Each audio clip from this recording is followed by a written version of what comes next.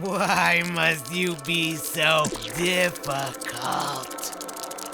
Hands, the bane of a cartoonist's existence. All I hear is, hands are hard to draw. Why must hands be so difficult? How many fingers can I stick up my butt? The answer is 6. Well, that's where old fritter comes in. Because drawing hands isn't hard. Okay, it's a little bit hard, but trust me here. I'm gonna show you in real time that drawing hands using shapes, yes, always shapes, and other hot tips like making perspective easy, how to add appeal, and of course, making the stupid hands funny. So take your hand and slap your face and let's go! Subbug! Ah! I'm sorry you have no hands. Wait, what's that? Your hand is down below the video?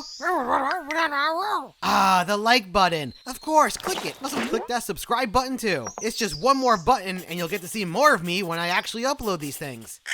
Start with dem shapes. Let's start with the foundation for drawing hands. Yup, shapes. Draw that circle for the palm and then the fingers will all be like this triangle. Keep things basic right now. We're gonna keep the fingers all together. So let's practice doing this. Not so hard. Really, this hand here is a foundation of everything, which means from this point on, as we draw more tricky poses, always go back and think of this pose here. Keep it light on the details for now. So like a palm line and that line underneath the finger is okay. Later I'll show you how the more details, the funnier your hand can look. But for now, let's just do it like so. And notice the middle finger is taller than the other two. Doing that breaks up the monotony of the finger sizes, but also gives it like a sense of realism. I think hands are the one thing in cartoons that have to be a bit close to its real life version. Know that if you're drawing something wrong, your audience can immediately tell. We all got hands, I think. All right, let's flip the hand over so we're drawing the top. Same thing, keep the fingers together, only now the fingers in the general hand shape will curve downwards. Well, they can curve up too if you so desire. Don't worry about the details like nails and stuff yet. Okay, so then moving to the next hand pose, we're gonna spread those fingers apart. For this, rough out a fan shape and then fill in those fingers. One at a time like so. Leaving some space in between. Nice. Okay, let's practice doing this, and once you get the hang of it, flip that hand over and we'll do the same. Spread them fingers. Ew. Repetition for the win. So I'm going to draw a couple different hand poses here, and you'll say to yourself, yeah, these are the hands I see all the time. If you take these hands, practice them, just tweak them a little each time, this will really help you along the way. Get that bag of tricks going. This is probably the easiest thing to draw, because really, it's just one shape. Thumb on the bottom, and then that. Boom, you got a fist. And you want to get a little bit more fancy. See those fingers curve around. This can also be like this, which is a more kind of square, rectangle shape. And if you're thinking, man, these are like two different styles right here. You got kind of this blocky shape, and then right over here you have like this kind of very goofy, curvy shape. It doesn't matter. Who cares? And if it really does bug you, then look. Curving it. Done. Punch you in the face. Let's draw the fist from the other side. I like doing this sometimes, this little curvy thing right here. To kind of give like a knuckle. I don't know if this is really a fist, but hey, why not? And if you're wondering what the shape is for this, beanie shape. So if I was going to reverse engineer this, kind of like a cat paw. And that's right, exaggerate. I like this kind of shape where it's a little bit swoopy, a little bit kind of soft curved, almost flattish, right? All right, next up, pointing. All right, how many times have you seen a character point? Also with pointing, you know, you also want to have that nice line of action, which another thing I always talk about, right? That looks a little weird, but you get the idea. Line of action. And yeah, with fingers, I mean, sure, you can draw them like this. Sometimes I like to draw them a little bit like this so that there's a straight, right? And there's a little bit of a curve. And I think hands are just as important as eyes, especially when you're doing a full pose, you know, of a character. People are always looking at the eyes on the face, and people are always looking at the hands.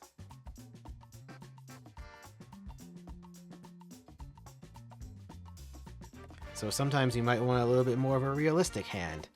So if that's the case, then you definitely want to add that. This is kind of like the I'm pointing at you hand. Oh dear. We'll do a backwards one here. So by backwards, I mean other side. Same with the thumb. I like my thumbs with curves, right? Like that. And then straight right here. Straights against curves. So yeah, starting with that circle. And then we just add the fingers coming out like that. And look at that. You got him about to grab something. Use this all the time. This can even be like the I'm gonna scare the crap out of you hand.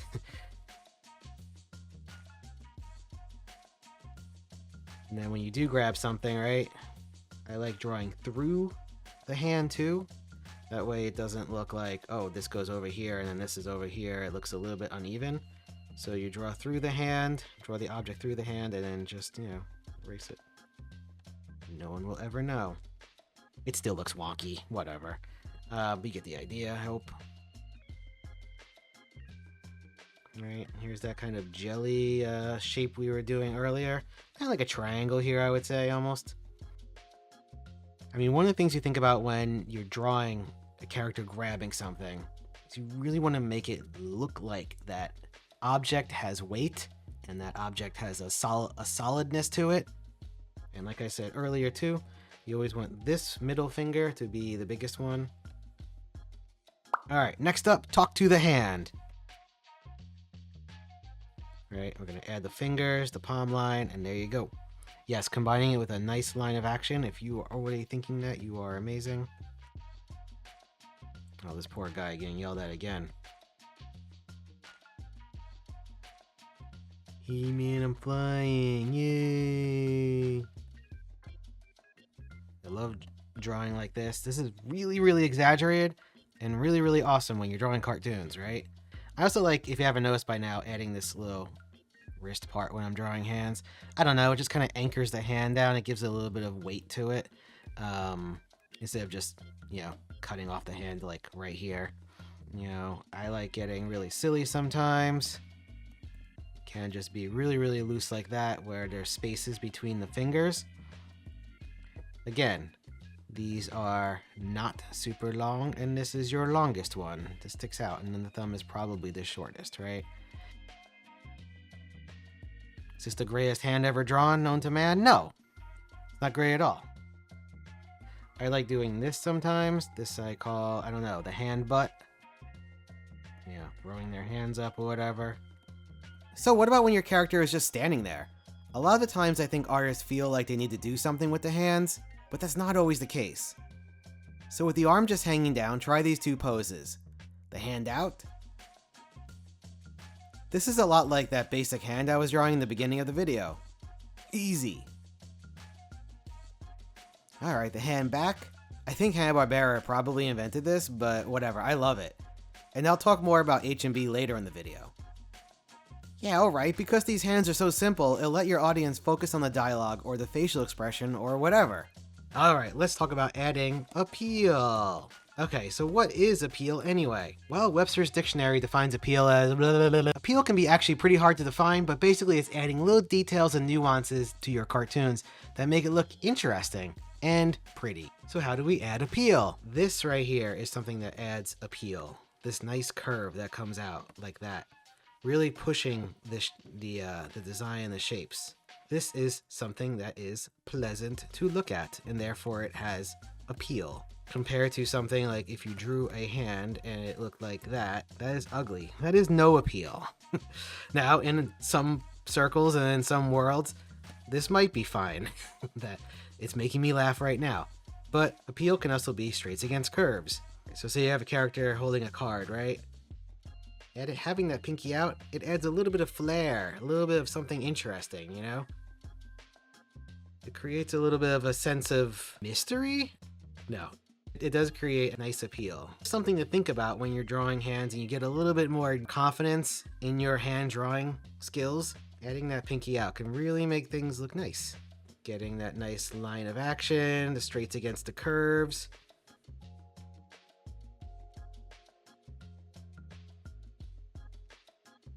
When we talked earlier about adding this kind of shape right here, then you have this nice shape right here. It's nicely exaggerated and appealing. Put it there. Nice handshake pose. Hard hands. Okay, let's crank up the difficulty and draw hands in perspective. Oh no. Okay, calm down. Everyone calm down. Instead of drawing a flat square, draw it in 3D. A cube. If this seems hard, then download Blender or like a free 3D program and spin that camera around the cube to get an idea. Now, do I draw three-dimensional shapes all the time when drawing perspective? Not really, but it's a way to show you, dear viewer, that no matter what the hand is, shapes come into play. It makes life easier, and the more experience you get, you can ditch the cubes.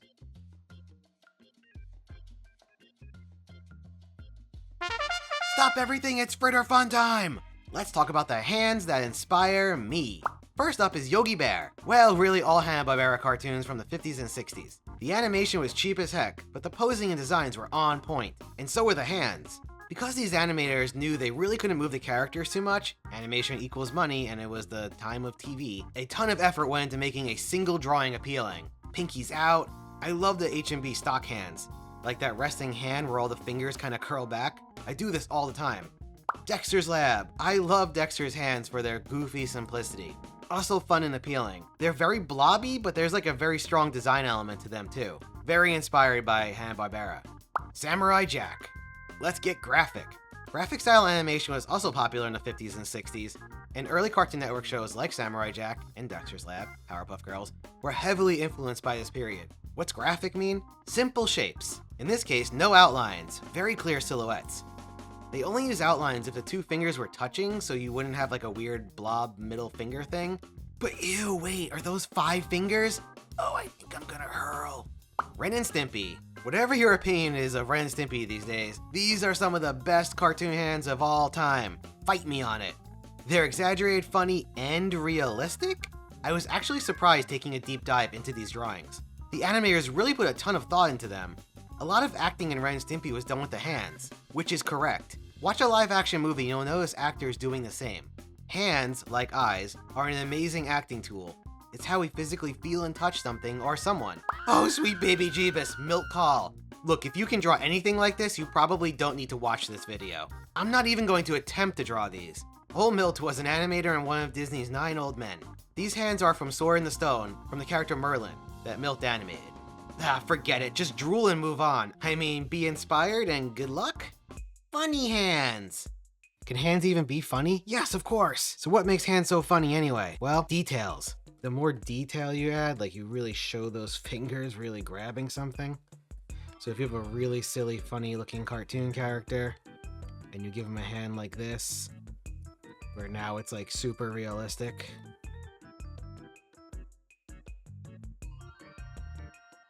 But there's always a reason to why you want to draw a hand like this, right? If you drew all this detail and crap on every single hand that you drew, I mean, you make yourself nuts, first of all. But there's no real point to it. So really, I mean, a lot of these kind of hands are reserved for close-ups. You know, like, oh, I'm gonna beat the crap out of you. And, you know, this comes up into the frame, shaking or whatever.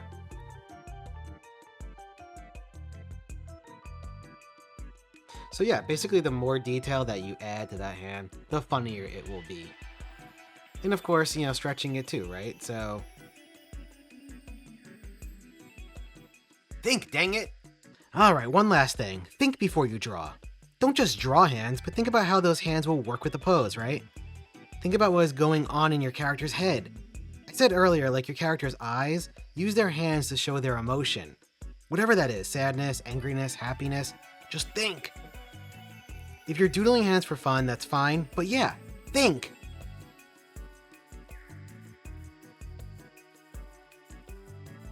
Think!